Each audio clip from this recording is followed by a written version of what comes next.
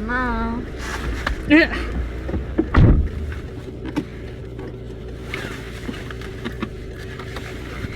여차하면 휴게소 들르자고. 휴게소요? 휴게소에 ATM이 무조건 있어야 되잖아.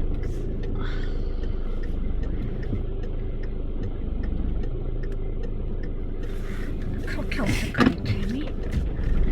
ATM 때문에 우리가 어딘가에 서야 되니까 그게 이제 좀 쉽지 않을 것 같아서. 그래도 내가 찾아봐, ATM들?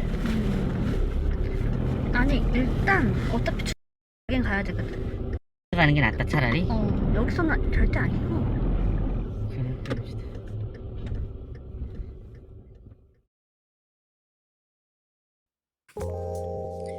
안녕하세요.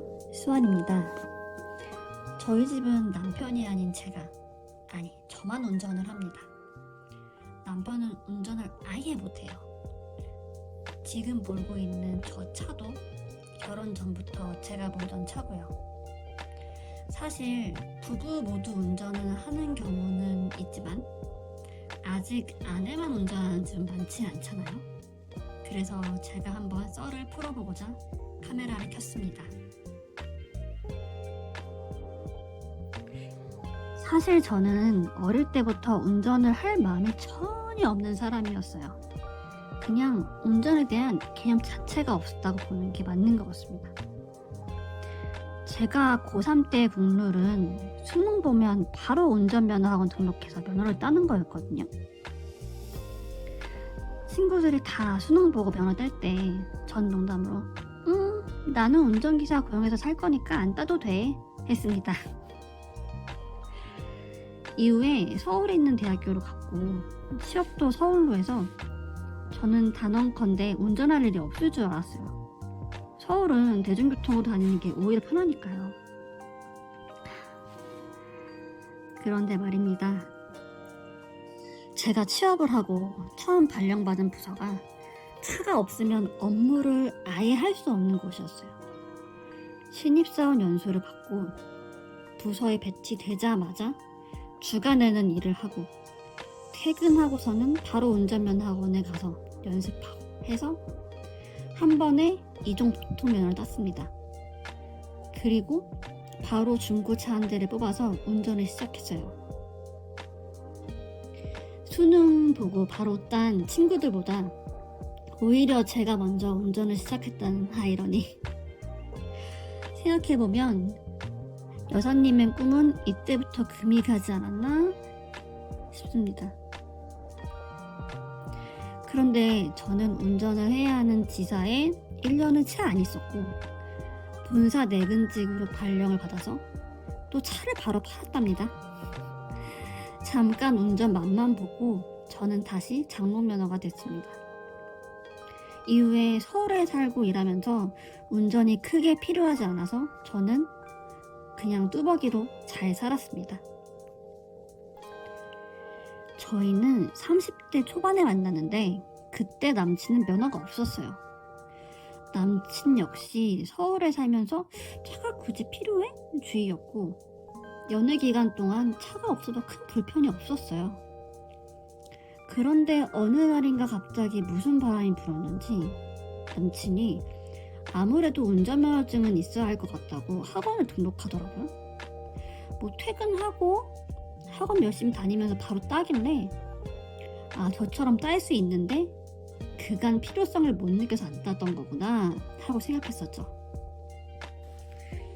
사실 면허를 따고도 남친은 당장 운전할 일이 없었어요. 가끔 가는 여행은 주로 일본이었거나 국내는 아예 먼 부산 이런 곳으로 가서 현지에서 택시 타는 게 더 편했거든요. 그러다 사귀는 동안 저는 다시 운전이 필요한 상황이 되어서 며칠간 운전 연수를 받고 다시 운전을 시작했습니다. 제 차니까 제 이름으로 자동차 보험을 들었고 당연히 제가 운전을 하게 되었죠. 그럼에도 차가 꼭 필요한 상황이 아니고서는 거의 운전을 저도 안 했어요. 사귄 기간이 좀 길어지면서 어느새 자연스럽게 혼담 이야기가 나오게 됐고 어느 날 제 차로 예비 시댁을 가게 됐는데 시댁에서 너무 좋아하시더라고요. 예쁘고 키 크고 운전도 잘하는 복덩이가 들어왔다고. 아니 저는 속으로 어차피 뭐 결혼하면 가족 되는 거니까 그럼 자동차 보험을 가족 명의로 들어서 그때부터 같이 운전하면 되지 뭐 하고 생각했어요. 그런데 시어머니께서 해주신 이야기가 이런 마음을 고이고이 잡게 만들었습니다. 아니 우리 아들이 주행을 3번 떨어졌잖아. 사실 운전에 소질이 없다는 징조는 사귀는 중에도 종종 보였어요. 방향 감각이 유난히 없고 무면허인 사람도 알 법한 상식적인 운전 법규에 대해서 잘 모르거나 제가 운전할 때 옆에 조수석에 앉아서 조수의 일을 1도 안 했었거든요. 오히려 운전에 방해되는 행동을 하면 했지. 그래서 사실 마음속으로 어느 정도 포기를 하고 있었는데 역시나 제가 운전기사 당첨!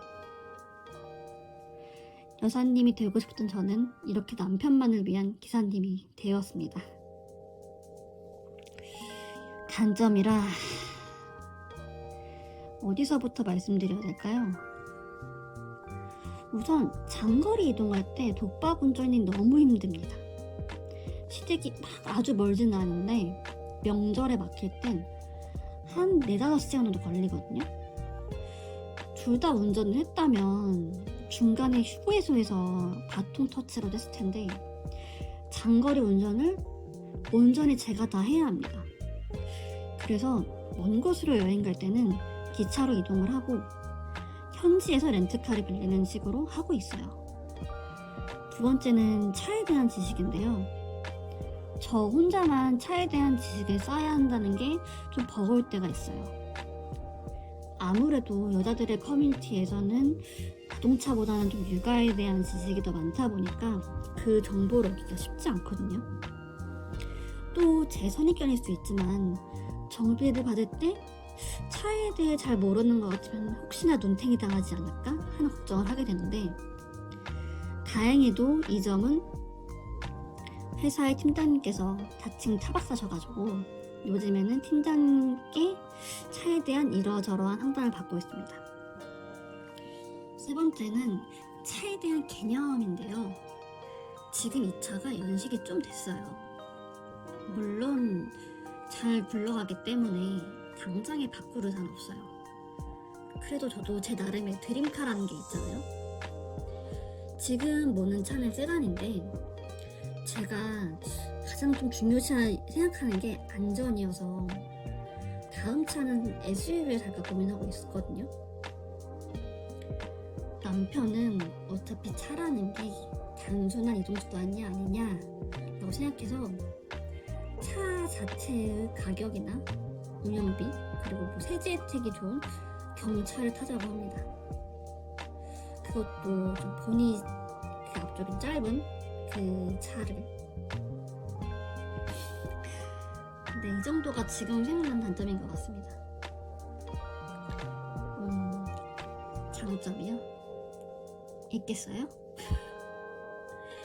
사실 딱히 장점은 없지만 그럼에도 잘 살고 있는 이유는 남편과 시댁의 배려 덕분인 것 같습니다. 남편은 조수석에 앉아서 운전하는 제가 심심하지 않도록 안 자고 저랑 숫자를 떨어줘요. 가끔은 꾸벅꾸벅 조는데 그럴 때는 그냥 자게 둡니다. 그리고 시댁에 갈 땐 차 몰고 오느라 수고했다고 피곤하지 않냐면서 자라고 시어머니께서 이렇게 침대로 끌고 가세요. 그리고 집안일도 시댁에서는 거의 안 해요. 또 제 차로 그 시댁 지역에 가서 이동하게 될 때마다 여은씨는 고맙다고 하시고 남편한테는 저기서 자면 안 된다 또 이런 부인이 어딨냐 하시면서 좀 온전히 좀 제 편을 좀 들어주시고 제 편이 되어주셔서 사실 불만 느낄 새가 없어요. 운항못하고 10년을 지지고 볶다 보니까 누가 운전을 하든 안 하든 간에 그런 건 별로 상관이 없는 것 같아요. 이번 영상을 만들면서 운전 못하는 남자 라는 키워드로 검색을 해봤는데 연애 불가다, 매력 없다 이런 말들이 좀 보이더라고요. 운전이 당연히 능력 중에 하나라고 생각은 해요. 그걸로 또 밥벌이도 할 수 있으니까. 그런데 살면서 그 능력이 필요 없는 사람은 사실 운전 안 해도 사는데 큰 지장이 없거든요. 운전을 안 해도 충분히 매력적인 사람이 있고, 또 상대가 운전을 할 수 없다면 제가 운전을 할 줄 아는 사람 되면 됩니다.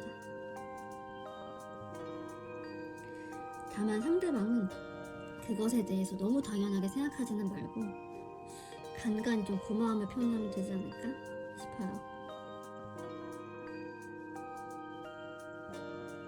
아마 이 영상이 제 채널의 첫 영상이 되지 않을까 싶은데,